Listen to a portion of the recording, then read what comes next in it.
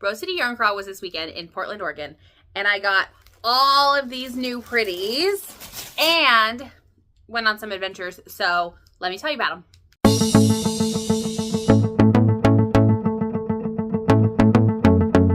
Hello and welcome back to the Knit Life Oils YouTube channel. So Rose City Yarn Crawl happened this weekend and I'm gonna tell you all about it. So something that lots of people have been asking me is, what is a yarn crawl? So let's talk about it. So a yarn crawl is basically a pub crawl but with yarn stores. So you go to all the stores and there are special things happening, patterns or trunk shows or things like that. And you basically just visit them all in one weekend or the allotted amount of time. So Rose City Yarn Crawl is in Portland, Oregon and the surrounding areas. And it's been happening, I think this is like the 14th year or something. I've been going for probably like 10 years. I live like 10 minutes away from the closest shop now. So I'm really close, and different years look different for like how I participate. Some years I go to all of them. Some years I don't. I didn't go to all of them this year. I just went and visited some different friends and hung out with different people. But and the landscape of the crawl kind of changes every year based on what stores are here. So as you guys probably know, like yarn stores come and go, right? So at one point we had like 18 stores on the crawl, and that was a lot. I think we did them all in 2 days, which was crazy. My mom goes with me a lot, and she drives or like goes with me, and she's really good at going in and out quickly or knowing which stores like I need to spend time in or not spend time in. And so that was really helpful in the years where there was that many. Last year there was 8, but this year we had 10, and so we got to add in the one in Vancouver and the one what do we call it? Gresham, maybe? Somewhere. It's somewhere over there. Hillsborough, that's what we call it. Okay, so we added those 2 stores, so we had 10 shops this year. And yeah. So, okay. So Yarn Crawl starts on a Thursday and goes through Sunday. I took Sunday off this year because I like to have a rest day. So Thursday, I met up with my friend Becca at a coffee shop right when Yarn Crawl opened. And I don't usually ever do that, so I don't get to see like what it looks like. And so we met up at a coffee shop right next to Weird Sisters, and it was packed when we got there. And I was really surprised. I was like, oh, wow, this is going to be really busy. And now we've seen it busy before, obviously, but it's usually not that packed on Thursdays. And it was really busy on Thursday. So we went in, got to say hi to everyone, and see who was there. And then we went over to the coffee shop, hung out for a little while.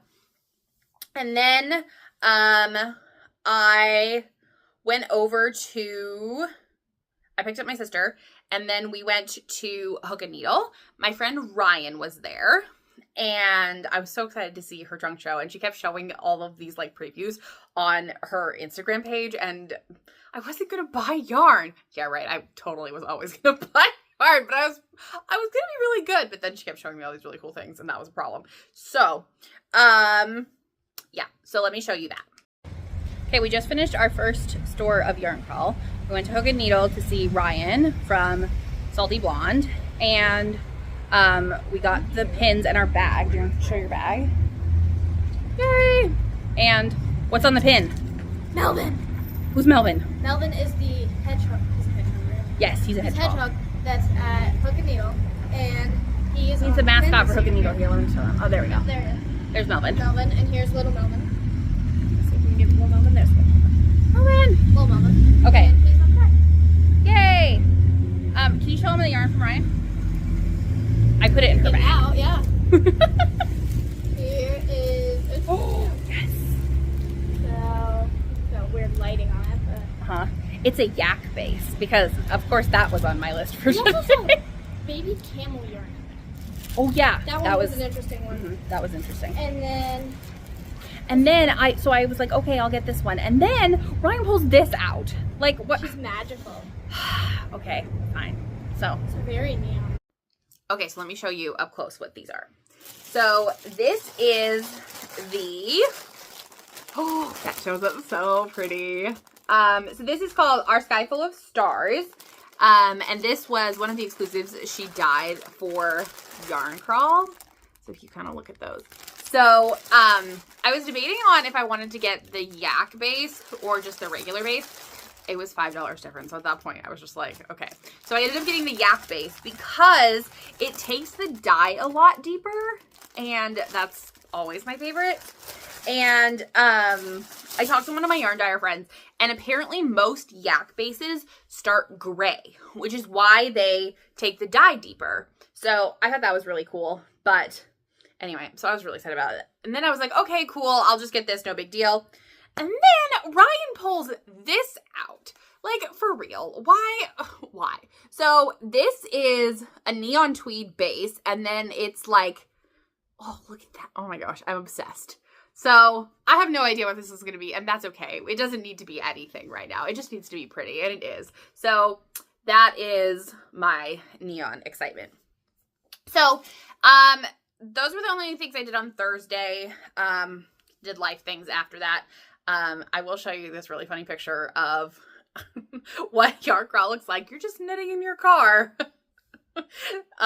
Yes. So all the yarn, all the things. So on Friday morning, the first place I wanted to go was Northwest Wools because there was a new yarn dyer there that I wanted to meet. Her name is, her business name. We've talked a lot lately about how that people's names and business names are not the same. So, so the yarn dyer is A Scanner Darkly. And I was super excited when I saw her stuff on the Yarn Crawl pages because it was super bright and it matches my aesthetic perfectly. So, I wanted to see her, and I asked her on social media, one of her promo pictures was this beautiful mini skein set. And I was like, I'm really going to need that. She goes, oh, okay. And so she brought them specially for me. And I was like, of course she did. So I walk in and I say hi to her and I'm like, yeah, I was really hoping that the mini skein set was here. She goes, oh yes, you're the one that asked for that. I'm like, yeah, that makes sense. So this is the mini skein set. It's called the Kessel Run Fade Set. And she is a dyer that dyes here in Portland, Oregon, which I thought was really cool. I'm so excited about this. Again, I have no idea what it's going to be. It's probably going to be a cowl, something like this. But I love the bright colors of this.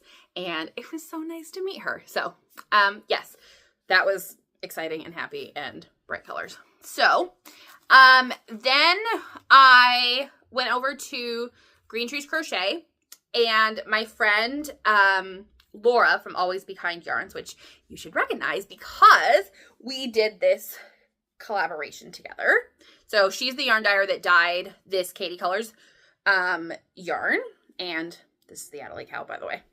And so I wanted to go show her my Adelaide cowl so that she could see it. She's super excited to see it.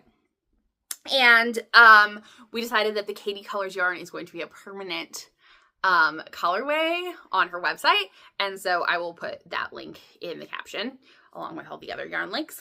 So yeah, so it was super fun to see her, and I will show you a little bit of Green Trees Crochet.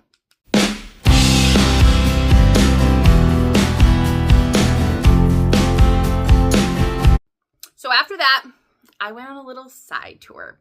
So there is a goat farm called Portland Goat Parties that I've been trying to get out to for like a year. I see them on Instagram all the time. They have these tiny baby goats.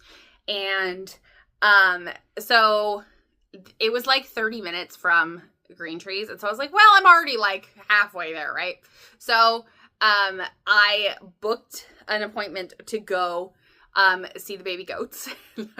It was so awesome. There was a pony and there was baby goats. There was baby goats that had been born 2 hours before that. It's fine. We just do Yarn Crawl and baby goats. And so then I was texting my friends from the goat field and they were like, what? They were all super jealous. And so I was sending them pictures of me feeding the baby goat, which that was so much fun. It was great. And there was another family there and I asked the mom to take a picture for me and it's just perfect. I love it so much. So anyway, and so all my friends were like, where is this? I want to go. And so I was sending them links to this place while I'm standing in a field with goats. It was kind of awesome. So then I was gonna come back and meet up with my friends for dinner. Maggie from Yarnacious was in town from Salt Lake, and I was super excited to see her. And Marcella and Emily are local friends, and so I was going back to meet them, and my phone, goodness gracious, I always have to have something, right? So my phone had like 19%, and I thought I had a backup charger. I had the backup charger with me. I was like, okay, cool, no problem. I plugged the backup charger in. The backup charger is dead. I was like, oh, this is an issue. So I was like an hour away from civilization with a phone that had 19%. Spoiler alert, I got to where I was supposed to be with 1% on my phone. Which was great because I had no idea what I was going to do if it died. Like, I had no idea where I was at all. I was not on I-5. I was not anywhere close to anything I knew. So that was going to be an issue. Yeah, so we had dinner. We got to catch up. That was really fun.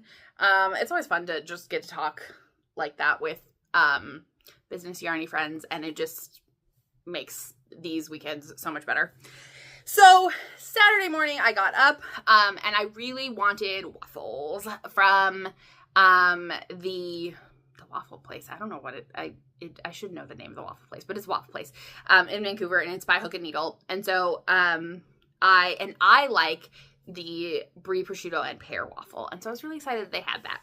So I went and got my waffle, and then my friend Marcella, who is Little Wing Fibers,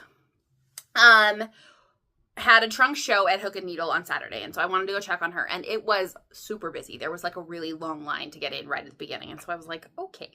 And so I went and ran an errand, and then I came back. But, so, hold on, I'm trying to figure out which thing I want to tell you first. Okay, so I went in and I was talking with Marcella, and, my friend Becca was at another store, Ritual Dyes, that had Vanessa from Ocean Knit's trunk show. And I'm like, hey, send me a video while you're there. Because, so yarn crawls in general are a lot of logistics. So there's like parking, and there's not good parking by all of the stores and things like that. And so I was like, yeah, I'm going to stay here. If you're going there, can you send me a video? So she sends me a video of Vanessa from Ocean's trunk show. And I'm like, I need that one. The one in the back corner on the top left. Is it DK? It probably is, and that's probably fine. I probably don't need, like, it doesn't matter. So it's this. Oh, that shows up so pretty on camera. Look at it. So this is the Taurus Seahorse yarn from her Zodiac collection that she dyed 12 new colorways for Yarn Crawl. Now I'm not a Taurus. I wasn't so excited about the Libra color, but that's okay because this is epic. So this will probably be a cowl, maybe a knot bag. That would be really cool. So anyway, I was standing at Hook and Needle, and Becca brings me this, and I'm like looking at it, and everybody's standing around me going, how did you get that? And I'm like, I ordered it. I yarn DoorDashed it. So anyway, I yarn DoorDashed by Ocean Knits, which I thought was great. Shout out to Becca from Radiant Beans. Thank you. Okay, so so we were at Little Wing Fibers Trunk Show, and our friends Emily from Wool and Palette, also known as Bug Yarn Girl, we love Emily, and Seth, who is Seth Richardson. He's a pattern designer. They're both amazing. They showed up. It was super fun to see them. Let me show you a little peek at Little Wing Fibers Trunk Show.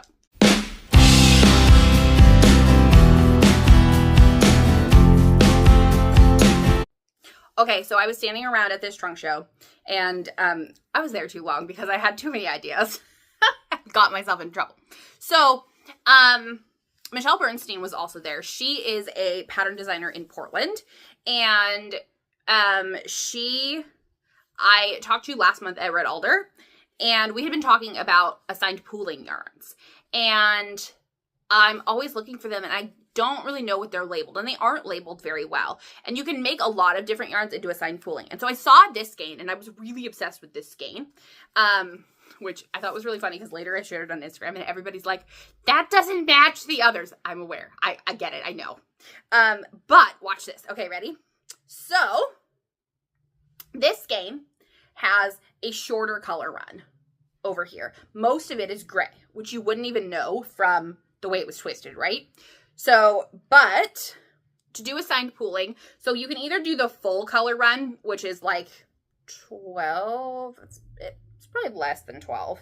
But I think I'm just going to do the shorter color run here, and then the rest will just be the normal pattern. But I'm really excited about this. And so I made Marcella keep unwinding it and retwisting it for me so that I could show everyone that it was going to be really cool for assigned pooling. So anyway, so that is what I'm doing with this yarn. And I just thought it was pretty. I think this was one of her half light. I can't remember if, maybe this was not one of the custom colorways, but it looked very much like a custom colorway. So in my head, it was a custom colorway. It's fine, right? So then I'm standing there. I'm also planning this kind of project in my head, and I haven't figured out all the details yet. But as I was standing there, I realized that I needed 2 skeins of fingering for it. And Marcella's like, you should use my yarn. I'm like, of course you think that. Okay. And I already have 1 skein that I'm obsessed with that I got from Flock from her.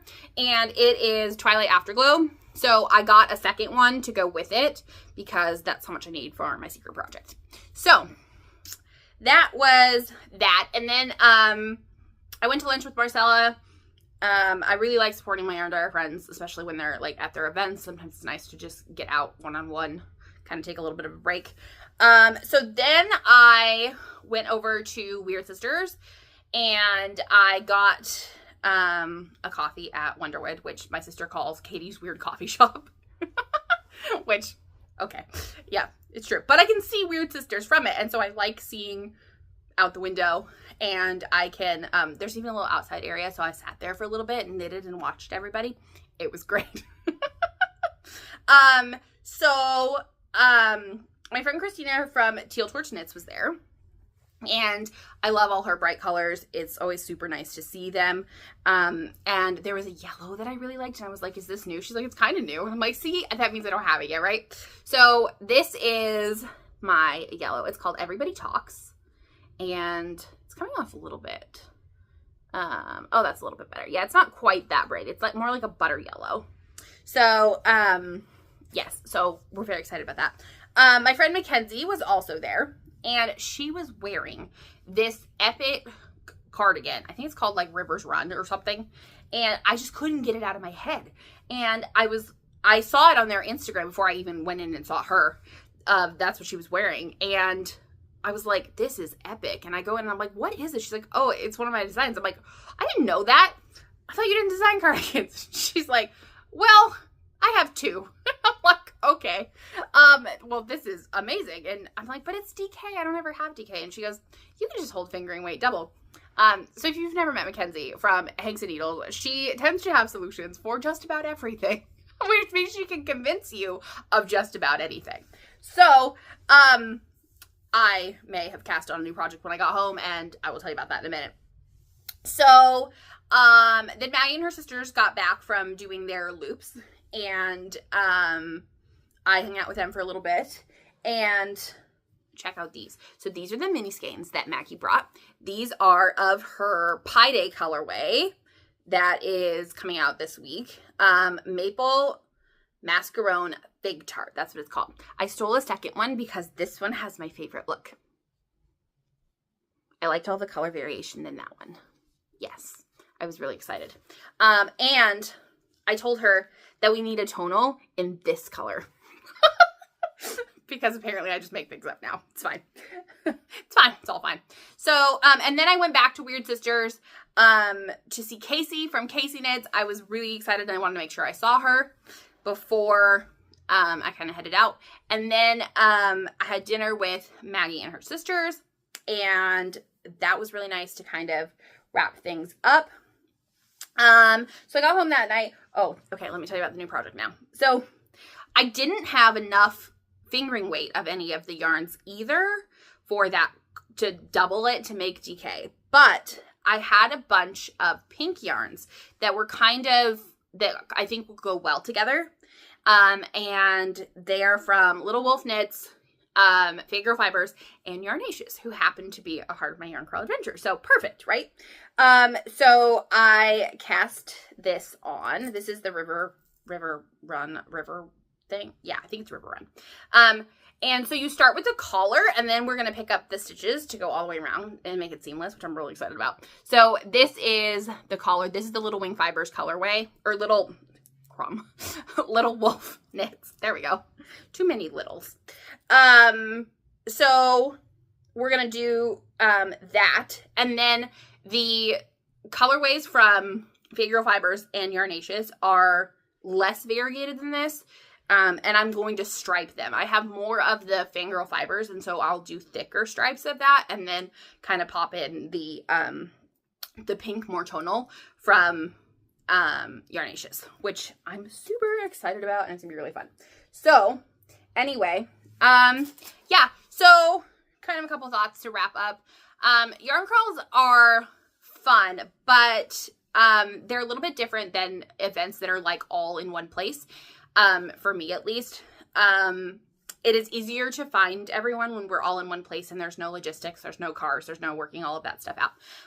So yarn crawls are great for finding new yarns, discovering yarn shops, supporting yarn shops, and finding your specific people that are going to be in a specific place.